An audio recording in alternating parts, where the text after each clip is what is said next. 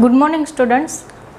आज हम कक्षा 8 उसमें जो हमारा 5वां पाठ है जिसका नाम है सवाल बाल मन के जवाब डॉक्टर कलाम के, उसके बारे में चर्चा करने वाले हैं। ये पाठ है वो क्या है? साक्षात्कार है, यानी कि इस पाठ का कोई कवि है या फिर कोई लेखक है वो नहीं है। ये जो पाठ है वो डॉक्टर कलाम जब अलग अलग स्कूलों में या फिर कॉलेज में जाते हैं और बच्चों से बातचीत करते हैं तो वो जो प्रश्नोत्तरी है वो इस गद्य के रूप में हमें यहाँ हमारे पाठ्य पुस्तक में दी गई है। तो ये जो पाठ है वो क्या है? साक्षात्कार है। हम गद्य शुरू करें यानी कि वो जो प्रश्नोत्तरी है उसकी चर्चा करें उससे पहले हमारे गद्य में जो शब्दार्थ आते हैं उनके बारे में हम चर्चा करते हैं। सारे शब्दार्थ मैंने बोर्ड पर लिखे हुए हैं, आप सबको ये सारे शब्दार्थ अपनी बुक में लिखने हैं। पहला शब्दार्थ है जीवंत। जीवंत यानी कि जीवित या फिर जीता जागता। दूसरा है यादगार। यादगार यानी कि अविस्मरणीय। उसके बाद मस्तिष्क। मस्तिष्क यानी कि दिमाग। उसके बाद प्रेरणा। प्रेरणा यानी कि प्रोत्साहन। प्रमुखता। प्रमुखता यानी कि महत्व। सहजता से। सहजता से यानी कि स्वाभाविकता। उसके बाद सक्षम यानी कि समर्थ। वैश्विक यानी कि विश्व संबंधी। संपर्क यानी कि मेलजोल। नितांत यानी कि अत्यंत। लक्ष्य यानी कि ध्येय। उसके बाद समस्या यानी कि उलझन। महारत यानी कि योग्यता अथवा तो कुशलता। चुनौती यानी कि ललकार। उसके बाद है निरंतर। निरंतर यानी कि लगातार। अर्जित करना यानी कि प्राप्त करना। समक्ष यानी कि सामने या फिर आगे। परिभाषा यानी कि व्याख्या। परवाह यानी चिंता। आपदा यानी कि मुसीबत। बृहद यानी कि विशाल या फिर महान। विरासत यानी कि धरोहर। दस्तकार यानी कि शिल्पकार। अभिन्न यानी कि अटूट। दरकार यानी कि जरूरत अथवा तो फिर आवश्यकता। अचूक यानी व्यर्थ न जाने वाला। मान्यता इसका अर्थ होता है स्वीकृति, पर यहाँ पे मान्यता यानी कि विचार, यहाँ इसका ये अर्थ होता है। पर्याप्त यानी कि आवश्यकता के अनुसार। पात्रता यानी कि योग्यता। उत्कृष्ट यानी कि उत्तम या फिर श्रेष्ठ। विघ्न यानी कि बाधा या फिर रुकावट। दूरदर्शिता यानी कि दूर की बात सोचने का गुण। पारदर्शी यानी कि जिसके आर पार देखा जा सके या फिर स्वच्छ। बहुगुणक यानी कि बहुत महत्वपूर्ण। उसके बाद है उपकरण। उपकरण यानी कि साधन। निष्ठा यानी कि श्रद्धा। उसके बाद उत्पादक। उत्पादक यानी कि जो उत्पादन न करे वह। सामरिक यानी कि युद्ध से संबंध रखने वाला। और आखिर है अति विशिष्ट। अति विशिष्ट यानी कि बहुत महत्वपूर्ण। तो ये है हमारे गद्य के पूरे शब्दार्थ। अब हम हमारा जो 5वां गद्य है सवाल बाल मन के जवाब डॉक्टर कलाम के, उसके बारे में देखते हैं। प्रश्नोत्तर शैली में प्रस्तुत यह साक्षात्कार डॉक्टर अबुल पाकिर जैनुलाब्दीन अब्दुल कलाम से बच्चों की बातचीत पर आधारित है। यह बातचीत तब संपन्न हुई थी जब डॉक्टर कलाम राष्ट्रपति पद पर आसीन थे। वे बच्चों की जिज्ञासाओं का तुरंत उत्तर देने के लिए सदैव तत्पर रहते थे। यहाँ पे जो चित्र है वहाँ पे आप देख सकते हैं कि डॉक्टर कलाम है वो बैठे हुए हैं और उसके चारों ओर स्कूल के बच्चे हैं वो बैठे हुए हैं। तो ये जो हमारा पूरा गद्य है वो इसी बात पर आधारित है कि इसी तरह डॉक्टर कलाम है वो स्कूल की मुलाकात जब लेते थे या फिर कॉलेज की मुलाकात लेते थे तो उस समय जो बच्चे उनसे सवाल पूछते थे तो उसका उत्तर वो सदैव है वो देते थे, यानी कि उन्हें बच्चे हैं वो बहुत पसंद थे और सदैव उनका उत्तर देने के लिए वे तत्पर है वो रहते थे। तो ये गद्य शुरू करने से पहले हम डॉक्टर कलाम के बारे में कुछ जानते हैं। आप सबको पता है कि डॉक्टर अब्दुल कलाम है वो हमारे देश के 11वें राष्ट्रपति थे। डॉक्टर कलाम है वो कहते थे कि सपने वो नहीं होते जो हम सोकर देखते थे, लेकिन सपने वो होते हैं जो हमें सोने नहीं देते। इतने उच्च विचार है वो डॉक्टर अब्दुल कलाम के थे। अंतरिक्ष और रक्षा विभाग में डॉक्टर कलाम ने बहुत योगदान दिया है, इसीलिए उसे मिसाइल मैन के नाम से भी जाना जाता है।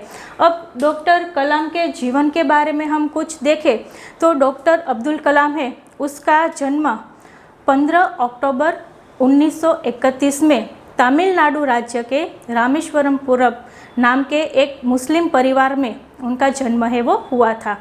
उनके परिवार की स्थिति बहुत गरीब थी, यानी कि वो जो जहाँ उन्होंने जन्म लिया था वो परिवार बहुत गरीब था।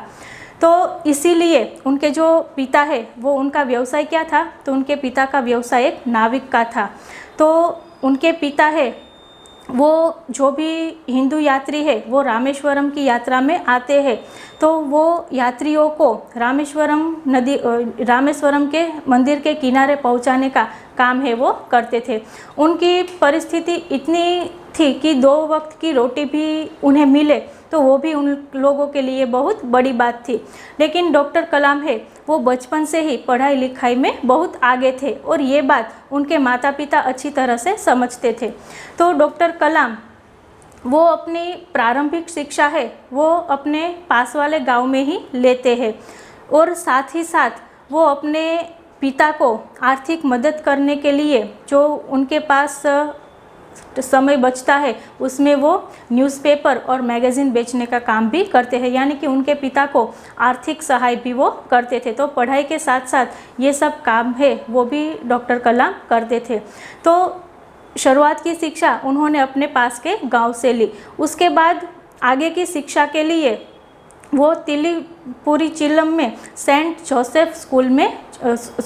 जोसेफ कॉलेज में एडमिशन है वो लेते थे और वहाँ पे उन्होंने भौतिक विज्ञान में ग्रेजुएशन का कार्य है वो किया। उसके बाद आगे की पढ़ाई के लिए वो 1955 में मद्रास में जाते हैं और मद्रास इंस्टीट्यूट ऑफ टेक्नोलॉजी में वह अंतरिक्ष विज्ञान में इंजीनियरिंग की पदवी है वो हासिल करते हैं और यहाँ से उनका जो सफ़र है वो शुरू होता है, क्योंकि कलाम ने बचपन से ही सपने हैं वो देखना शुरू किया है और वो सपने को साकार करने में भी वो सक्षम थे। तो बचपन से ही उन्होंने कई संघर्ष का सामना है वो किया है और वो यहाँ इस मुकाम तक पहुँचे हैं। उन्होंने शुरुआत में DRDO में उन्हें जॉब मिली, यानी कि वहाँ पे वो काम करते थे। वहाँ पे वो वायुसेना के लिए जो हेलीकॉप्टर है वो हेलीकॉप्टर का मॉडल बनाने का उन्होंने प्रथम कार्य किया था, लेकिन इस बात से उन्हें संतुष्टि है वो नहीं मिली, क्योंकि वो कुछ बड़ा करना चाहते थे और DRDO में उनका जो काम था वो कैसा था, तो कि निश्चित काम था। उनको 2-3 दिन तक एक ही कार्य है वो करना था और बहुत कम कार्य करना था। तो इस बात से डॉक्टर कलाम को संतुष्टि है वो नहीं मिलती है। उसके बाद वो 1969 में इसरो में इंडियन स्पेस रिसर्च ऑर्गेनाइजेशन वहाँ पे जुड़ते हैं और वहाँ पे हमारे देश को एक के बाद एक मिसाइल है वो देते हैं और वहाँ से वो अपनी कामयाबी की ओर आगे है वो बढ़ते हैं। अब वहाँ से इसरो से निवृत्ति लेने के बाद वो अध्यापन कार्य में है वो जुड़ जाते थे, क्योंकि उन्हें अपना वक्त ऐसे ही बिताना अच्छा नहीं लगता था। तो वो प्रोफेसर बने और उसके बाद युवा वर्ग को उन्होंने अच्छी तरह से मार्गदर्शन है वो दिया। डॉक्टर कलाम है वो अपनी इसी लायकात की वजह से 2002 से लेकर 2007 तक हमारे 11वें राष्ट्रपति है वो बने, और उन्होंने ये पदवी अपनी इसी लगन और इतनी मेहनत से ही उन्होंने ये पदवी हासिल थी वो की थी। एक बार जब वो अध्यापन कार्य कर रहे थे तो उसी समय उसे दिल का दौरा पड़ा और 27 जुलाई 2015 को उनकी मृत्यु है वो हो गई। तो इसी तरह हमारे देश ने एक बहुत अच्छे वैज्ञानिक को खो दिया। तो आज डॉक्टर कलाम भले ही जिंदा नहीं है, लेकिन हम सबके दिलों में वो जिंदा है। तो इसी तरह डॉक्टर कलाम जब बच्चों से बातचीत कर रहे होते हैं तो वो जो सब प्रश्नोत्तरी है वो हमें यहाँ पे गद्य के रूप में दी गई है। तो उसके बारे में हम अभ्यास करते हैं। तो पहला प्रश्न है, प्रश्नकर्ता आर अरविंद, कक्षा 3, सेंट मेट स्कूल, चेन्नई। प्रश्नकर्ता कौन है और कहाँ से है? तो कि चेन्नई से है। उनका नाम है आर अरविंद। वो कौन सी कक्षा में पढ़ाई करता है? तो कि 3री कक्षा में। और उनकी स्कूल का नाम क्या है? Saint mate school. वो क्या प्रश्न करता है? तो कहता है, क्या आप अपने बचपन की कोई यादगार घटना हमें सुना सकते हैं?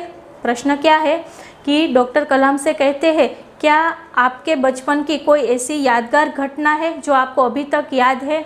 तो वो हमें आप कहकर सुनाओ। तो उसके उत्तर में डॉक्टर कलाम है वो कहते हैं, कक्षा 5वीं के मेरे शिक्षक श्री सुब्रमण्यम अय्यर की एक बात मुझे याद है।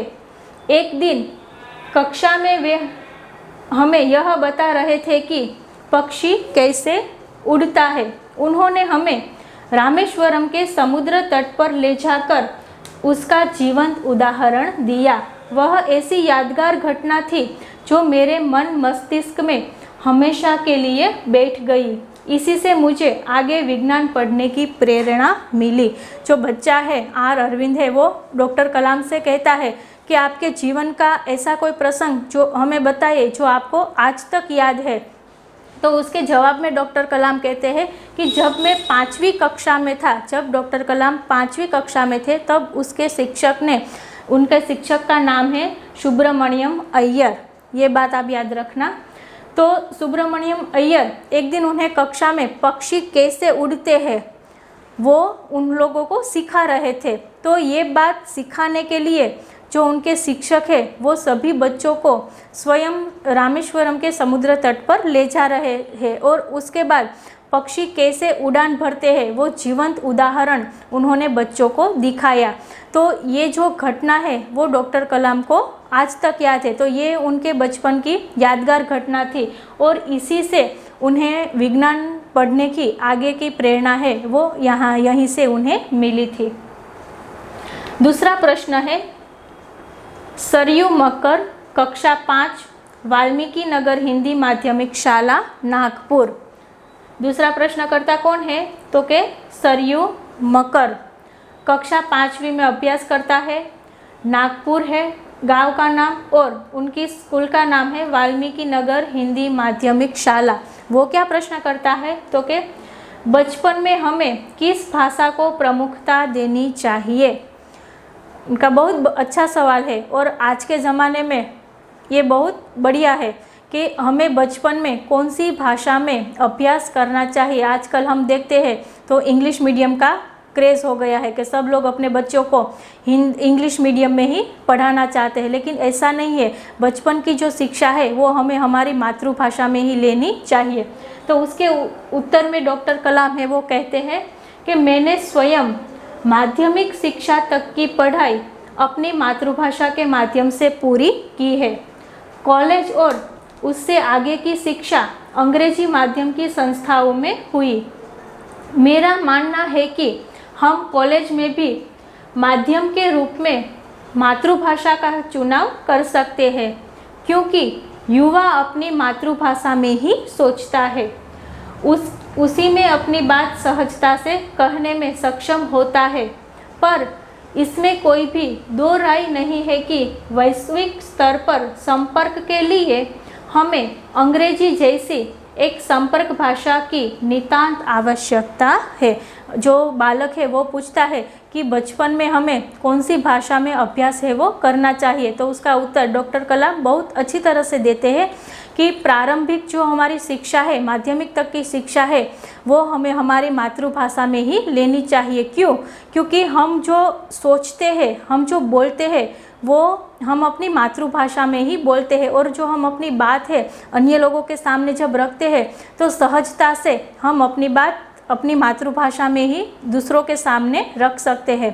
तो इसी तरह प्राथमिक जो शिक्षण है वो हमें हमारी मातृभाषा में ही लेना चाहिए, और उसके आगे की जो शिक्षा है वो आप दूसरे माध्यम में ले सकते हो। वहाँ पर भी, कॉलेज में भी आप अपनी मातृभाषा का चुनाव है वो कर सकते हो। लेकिन इस बात से भी डॉक्टर कलाम मना नहीं कर रहे हैं कि हमें दूसरे देश की भाषा भी आनी चाहिए, यानी कि जो इंग्लिश है, अंग्रेजी भाषा है, उसका ज्ञान भी हमें होना चाहिए। तो वैसे अंग्रेजी जैसी संपर्क भाषा है वो भी हमें आनी चाहिए। तो डॉक्टर कलाम ने भी स्वयं अपनी माध्यमिक शिक्षा अपनी मातृभाषा में ली थी, और उनके बाद कॉलेज की और जो इंजीनियरिंग की पढ़ाई है वो अंग्रेजी माध्यम में पूर्ण की थी। उसके बाद का तीसरा प्रश्न है अर्श पटेल, कक्षा 5, चंदूलाल विद्या मंदिर, मुंबई। उसका प्रश्न है यदि हम आपकी तरह बनना चाहते हैं तो हमें क्या करना चाहिए? तो उसके जवाब में डॉक्टर कलाम कहते हैं, जब आप युवा अवस्था में कदम रखें तभी आपको जीवन में लक्ष्य निर्धारित कर लेना होगा। हमेशा कुछ बड़ा सोचो। जैसे ही यह अनुभूति हो कि आप आखिर बनना क्या चाहते हैं, तभी से उस दिशा में प्रयास और श्रम प्रारंभ कर दो। कहने का अर्थ है कि जी तोड़ मेहनत करो। जो आप आगे की ओर बढ़ोगे, आपका सामना बाधाओं तथा कठिनाइयों से होगा। आपको अपने अंदर दृढ़ साहस पैदा करना होगा। समस्याओं को पराजित करने में महारत हासिल करनी होगी, तभी जीवन में सफल हो पाओगे। पहले यह जरूरी है कि आप निरंतर ज्ञान अर्जित करो। ये जो अर्श पटेल है उनका सवाल है कि यदि हमें आपके जैसा बनना है तो उसके लिए हमें क्या करना होगा? तो डॉक्टर कलाम बहुत अच्छा आंसर देते हैं कि जब आप युवा अवस्था में आओ तो उस समय पहले तो आप अपने जीवन का जो लक्ष्य है वो निर्धारित कर लो, यानी कि हमें किस दिशा की ओर आगे बढ़ना है, हमारे जीवन का लक्ष्य क्या है, वो हमें सबसे पहले निर्धारित करना होगा। यदि आप डॉक्टर बनना चाहते हैं, इंजीनियर बनना चाहते हैं, या फिर किसी और दिशा में आगे बढ़ना चाहते हैं, तो सबसे पहले हमें ये नक्की कर लेना होगा कि हमें किस बात में इंटरेस्ट है और हम किस दिशा की ओर आगे बढ़ना चाहते हैं। जैसे ही हमारा लक्ष्य नक्की हो जाए तो उसके बाद आपको उस दिशा की ओर आगे बढ़ने में लगातार निरंतर मेहनत करनी होगी। जैसे जैसे आप आगे बढ़ोगे वैसे वैसे आपको अनेक बाधाओं का सामना है वो करना होगा, यानी कि अनेक मुश्किलों का सामना है वो आपको करना होगा। लेकिन उनसे आपको घबराने की ज़रूरत नहीं है, क्योंकि जैसे जैसे आप आगे बढ़ोगे वैसे वैसे मुश्किलें बढ़ेगी, और जैसे मुश्किलें बढ़ेगी उसी तरह आप अपने लक्ष्य की ओर आगे है वो बढ़ोगे। तो डॉक्टर कलाम कहते हैं कि मुश्किलें ज़्यादा आए लेकिन उससे आपको घबराना नहीं है, निरंतर आपको आपके लक्ष्य की ओर आगे है वो बढ़ना है, और दृढ़ साहस के साथ आपको आगे बढ़ना होगा। आपकी जो समस्या है वो समस्याओं को पराजित करने में आपको महारत हासिल है वो करनी होगी, यानी कि समस्याओं से आपको घबराना नहीं है। जैसे भी समस्या हो, छोटी हो या बड़ी हो, उस समस्या का डटकर हमको सामना करना है, तो भी हम अपने लक्ष्य की ओर आगे है वो बढ़ सकते हैं। आप कोई भी महान व्यक्ति का उदाहरण लो, वे अभी मैंने डॉक्टर कलाम की ज़िंदगी के बारे में आपको बताया कि उन्होंने भी बचपन से संघर्ष किया, तभी वे इतने बड़े महान वैज्ञानिक है वो बने। ऐसे ही हमारे राष्ट्रपिता महात्मा गांधी है, उनके जीवन के बारे में भी आपको पता है। तो इसी तरह कोई भी महान व्यक्ति हो, कोई भी बड़ा व्यक्ति हो, उनके जीवन में भी असंख्य संघर्ष है वो आए हैं, लेकिन उन सभी संघर्षों का सामना करके उन्होंने सारे संघर्ष को पराजित किया है और आगे है वो बढ़े हैं, तभी वो इतने महान है वो बने हैं। तो उसी तरह हमें भी जो हमारी समस्या है उस समस्याओं के सामने हार नहीं माननी है, उससे आगे बढ़ना है और हमें हमारे लक्ष्य की ओर आगे बढ़ना है। और उसके लिए सदा हमें क्या करना चाहिए, तो कि ज्ञान अर्जित करना चाहिए। जैसे जैसे हम ज्ञान प्राप्त करेंगे वैसे वैसे हम आगे है वो बढ़ सकेंगे। उसके बाद है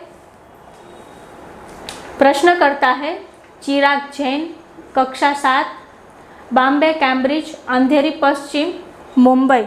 उनका प्रश्न है वह कौन सी बड़ी चुनौती है जिसका सामना हमें आज करना पड़ रहा है।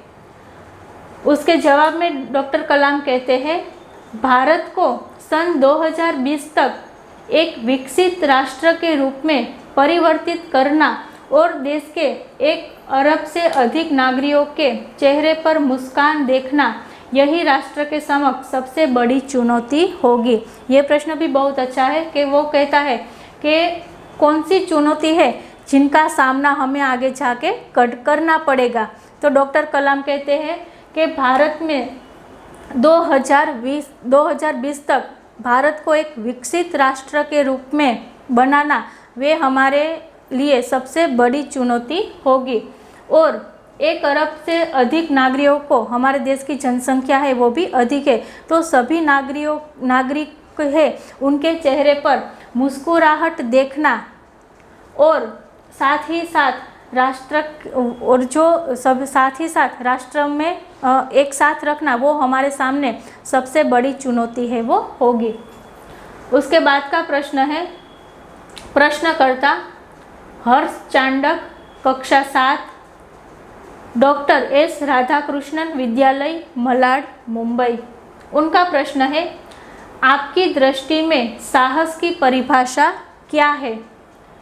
डॉक्टर कलाम कहते हैं अपनी जान की परवाह किए बिना दूसरों को संकट या आपदा से बचाना ही साहस है। कि साहस की परिभाषा क्या है, साहस की व्याख्या क्या है, तो डॉक्टर कलाम कहते हैं कि अपनी जान की परवाह किए बिना हमें अपने बारे में नहीं सोचना है लेकिन दूसरों के बारे में सोचना है। तो अपनी जान की परवाह किए बिना दूसरों की जान बचाना या फिर दूसरों को मदद करना, कोई भी स्वार्थ के बिना, वही सच्चा साहस है। उसके बाद है तरुण पटेल, कक्षा 8, स्वामीनारायण इंडिपेंडेंट स्कूल, लंदन। उनका प्रश्न है हम प्रवासी भारतीय मातृभूमि के प्रति गर्व की भावना कैसे विकसित करें। तो जवाब में डॉक्टर कलाम कहते हैं भारतीय मूल का कोई भी व्यक्ति एक बृहद भारतीय परिवार का अंग है और उसे हमारे देश की सांस्कृतिक विरासत पर गर्व है। सौभाग्य से आप लोग ऐसी स्थिति में हैं कि अपनी मातृभूमि से अच्छी तरह से जुड़े हुए हैं और यही आपके लिए गौरव की बात है। यहाँ पे जो प्रश्न करता है तरुण पटेल, वो डॉक्टर कलाम से क्या प्रश्न करता है कि हम प्रवासी भारतीय मातृभूमि के प्रति गर्व की भावना कैसे प्राप्त करें। यानी कि हम है वो भारत के रहने वाले हैं लेकिन वो स्थायी कहाँ पर है, तो कि लंदन में। तो हम अपने मातृभूमि के प्रति गर्व की भावना कैसे प्राप्त करें। तो उसके आंसर में डॉक्टर कलाम कहते हैं कि भारतीय मूल का कोई भी व्यक्ति बृहद यानी कि विशाल भारतीय परिवार का ही एक अंग है। यानी कि आप कोई भी देश में जाओ, अमेरिका जाओ या फिर लंदन जाओ, वहाँ पे असंख्य गुजराती लोग आपको देखने को मिलते हैं। तो कोई भी स्थिति में है वो भारतीय परिवार का सबसे बड़ा अंग है और हमारे देश की सांस्कृतिक जो विरासत है उस पर उन लोगों को गर्व है। यानी कि जो हमारी सांस्कृतिक कार्यक्रम है या फिर हमारी जो सोचने समझने की शक्ति है और सांस्कृतिक जो विरासत है हमारी, उन पर उन सभी लोगों को गर्व है। और सौभाग्य से आप लोगों को ऐसी स्थिति में मातृभूमि से अच्छी तरह जुड़े हुए हैं कि वो लोग भले ही दूसरे देशों में रह रहे हो लेकिन वो लोग हमारी मातृभूमि से जुड़े रहते हैं। वहाँ पर भी आपको हमारी जो संस्कृति है वो देखने को मिलती है। तो वही उन लोगों के लिए एक गौरव की बात है। उसके बाद प्रश्न करता है सत्यम, कक्षा 10, जिला स्कूल मुंगेर। उनका प्रश्न है, जो भी बच्चे आपसे मिलते हैं वे कहते हैं कि एक प्रसिद्ध वैज्ञानिक, इंजीनियर, डॉक्टर आदि बनना चाहते हैं, पर किसान, मजदूर और कलाकार भी किसी राष्ट्र के लिए उतने ही महत्वपूर्ण है। हम ऐसे ही परिवारों से आते हैं, हमारे लिए आपका क्या संदेश है? तो जवाब में डॉक्टर कलाम कहते हैं, किसान, मजदूर, कलाकार और दस्तकार ये सभी हमारे राष्ट्र के अभिन्न अंग है। राष्ट्र निर्माण में हमें उन सभी की सेवाओं की समान रूप में दरकार है। आप सभी को चाहिए कि अपने अपने क्षेत्रों में खूब उन्नति करें। यहाँ पे जो सत्यम है वो कहता है कि जो भी व्यक्ति यानी कि जो भी बालक है वो जब भी आपसे मिलता है तो वो कहता है कि हम बड़े इंजीनियर बनना चाहते हैं या फिर डॉक्टर बनना चाहते हैं या फिर वैज्ञानिक बनना चाहते हैं, लेकिन हमारे देश में ऐसे भी लोग हैं जो किसान है, मजदूर है, कलाकार है। तो ऐसे लोगों के लिए आपका क्या जवाब है? ऐसे लोगों के लिए आपकी सोच क्या है? तो डॉक्टर कलाम बहुत अच्छा जवाब देते हैं। वो कहते हैं कि किसान हो, मजदूर हो, कलाकार हो या फिर दस्तकार हो, ये सभी हमारे राष्ट्र के अभिन्न अंग है, क्योंकि हमारे देश के निर्माण में ये सभी लोगों की भी आवश्यकता है। यदि सभी लोग डॉक्टर और इंजीनियर और वैज्ञानिक ही बनेंगे तो फिर मजदूरी कार्य कौन करेगा, हस्तकला कौन करेगा, बराबर। तो सभी लोगों की हमारे देश में एक समान जगह है। तो कहते हैं कि हमारे राष्ट्र के ये सभी लोग एक अभिन्न अंग है। राष्ट्र निर्माण के लिए हमें इन सभी लोगों की समान ज़रूरत है। तो आप सभी को अपने अपने क्षेत्रों में आगे है वो बढ़ना चाहिए। यानी कि जो भी लोग जो भी क्षेत्र से आते हो, किसान हो या फिर कलाकार हो, शिल्प कलाकार हो, जो भी क्षेत्र से जो भी लोग आते हैं उन्हें अपने क्षेत्र में खूब आगे बढ़ना चाहिए।